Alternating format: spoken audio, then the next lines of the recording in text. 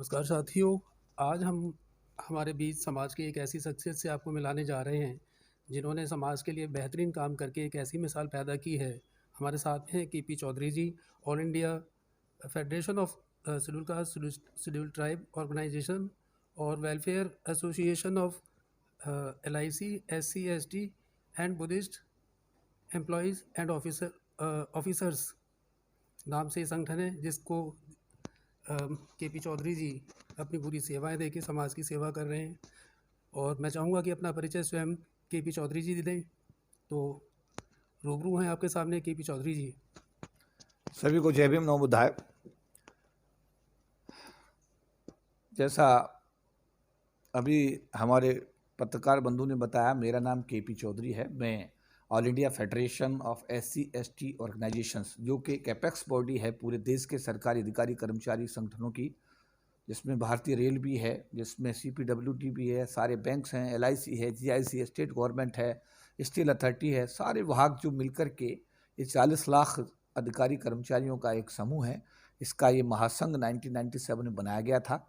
उसमें मुझे उस समय राष्ट्रीय महासचिव की जिम्मेदारी दी गई थी और तब से लेकर अब तक मैं इस जिम्मेदारी का निर्वहन कर रहा हूँ। इसके साथ साथ भारतीय जीवन बीमा निगम, जो कि अपना SC ST कर्मचारी अधिकारियों का जो कल्याण संघ है, जिसमें 31,000 SC ST कर्मचारी पूरे देश में काम करते हैं, मैं उसका अभी राष्ट्रीय प्रधान महासचिव हूँ। और अभी पिछले दिनों मैंने सरकार की नौकरी से इस्तीफा दिया था 14 अक्टूबर 2021 को, और राष्ट्रीय लोकदल पार्टी मैंने ज्वाइन की थी, और राष्ट्रीय लोकदल पार्टी में भी मुझे राष्ट्रीय महासचिव की जिम्मेदारी दी गई है। तो ये मेरा एक संक्षिप्त परिचय है। और नॉर्मल कोर्स में मैं कनॉट प्लेस में एक हेडक्वार्टर अपना बना हुआ है, करीब 4,000 स्क्वायर फीट का। ये बाबा साहब अम्बेडकर के आशीर्वाद से कार्यालय है। इस कार्यालय में ये F ब्लॉक, जो F19 United India Life building, middle circle, opposite gate number 6, Palika बाजार, कनॉट प्लेस, नई दिल्ली में स्थित है। यहीं पर समाज के, देश के, विदेश के सभी लोग, संगठन के जो भी कार्यकर्ता हैं, समाज के कार्यकर्ता, सभी लोग बैठ कर के समाज के विषयों पर चर्चा करते हैं। और इसमें 2 कॉन्फ्रेंस हॉल हमने बनाए हैं। एक का नाम है डॉक्टर अम्बेडकर मेमोरियल हॉल, और एक का नाम है संत गुरु रविदास मेमोरियल हॉल। एक हॉल की कैपेसिटी 100 लोगों की है, एक की 150 लोगों की है। और हम सभी समाज के सभी लोगों को ये सब सुविधाएं फ्री ऑफ कॉस्ट उपलब्ध कराते हैं। समाज का कोई भी व्यक्ति अगर किसी प्रकार का सहयोग चाहता है, तो हमारी कोशिश होती है कि बाबा साहब के आशीर्वाद से वो सहयोग उसको दिया जाए, जिससे कि समाज में जो दिक्कतें, परेशानियां हमारे समाज के भाई और बहन महसूस कर रहे हैं, उसमें हम भी थोड़ी आहुति डाल सकें। जस्टिस KG बालाकृष्णन, जो भारत के भूतपूर्व चीफ जस्टिस हैं, वो भी बहुत लंबे समय, करीब 5 साल लगातार, जो लॉ की क्लासेज हैं SC ST बच्चों की, वो यहाँ पर अब लेते रहे हैं। अभी वो एक आयोग के चेयरमैन बनेंगे, तो कुछ समय से क्लासेज अभी बंद चल रही हैं, क्योंकि उनको जो बौद्ध धर्म का कन्वर्जन के विषय में एक कमेटी बनाई है भारत सरकार ने, उस कमेटी का चेयरमैन जस्टिस KG बालाकृष्णन साहब को बनाया गया है। तो साथियों, ये थोड़ा सा मैं इसलिए, मेरे बारे में जैसा समय समय पर जो भी नेशनल दस्तक है या समता आवाज़ है या और दूसरे टीवी चैनल्स और जो हमारे सोशल मीडिया के टीवी चैनल्स हैं, उन पर मैं अक्सर अपनी बात, समाज की बात रखता रहता हूं।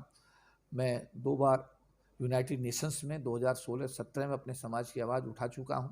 एक बार ब्रिटिश पार्लियामेंट में, एक बार कनाडा पार्लियामेंट में, और देश के, दुनिया के कोने कोने में जहाँ कहीं भी मौका मिलता है, अपने समाज की बात कहने का मेरी कोशिश होती है कि समाज का बात रखी जाए। और समाज की समस्याओं पर जहाँ तक महासंघ का ताल्लुक है, महासंघ ने दिन रात मेहनत की, दिन रात प्रयास किए, लाखों लोगों को दिल्ली की सड़कों पर उतारा, सरकार पर दबाव बनाया, तब जा करके संविधान में 3 संशोधन 81, 82, 85 करा करके बाबा साहब अम्बेडकर के दिव्य आरक्षण को हम लोग बचाने में कामयाब हुए।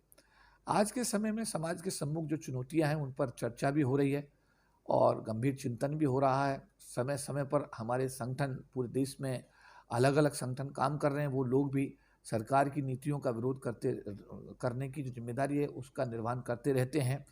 लेकिन जिस तरीके से महासंघ द्वारा 97, 98, 99, 2000 में महारैलियाँ की गई, संसद को 3 दिन बंद किया गया, सारे लोकसभा के सांसदों पर दबाव बनाया गया कि आप हमारे समाज की आवाज़ को लोकसभा में उठाएं, और तत्कालीन प्रधानमंत्री को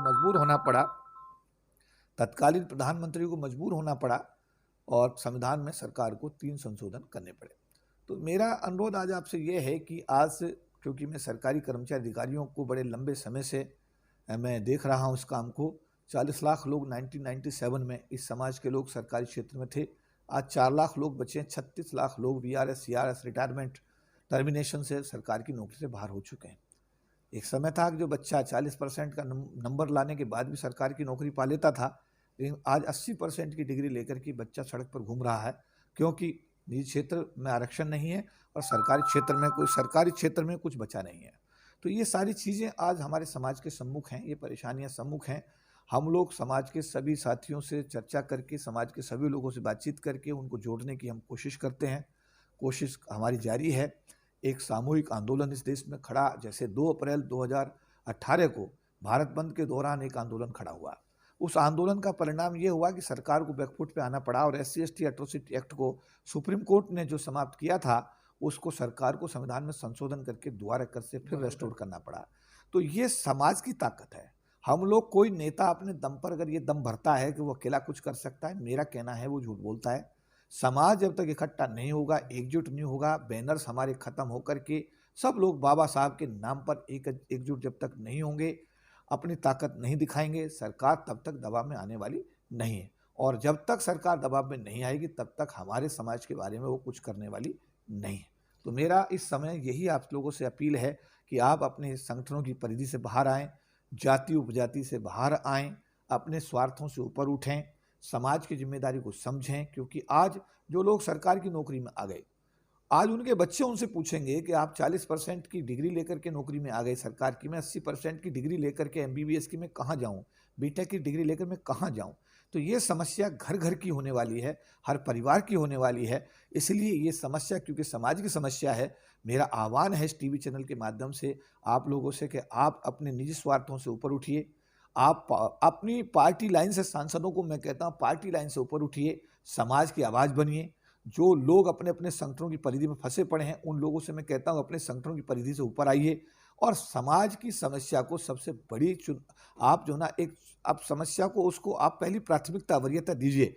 जब समाज इकट्ठा होगा, निश्चित रूप से सरकार 97, 98, 99 के आंदोलन से डरी थी, 2 अप्रैल 2018 के आंदोलन से डरी थी। अगर ऐसा ही आंदोलन अगर दोबारा कर से हम सब लोगों ने मिलकर दिल्ली की धरती पे किया, तो हम अपने समाज के हकों को बचाने में और अपने समाज को न्याय दिलाने में निश्चित रूप से कामयाब होंगे।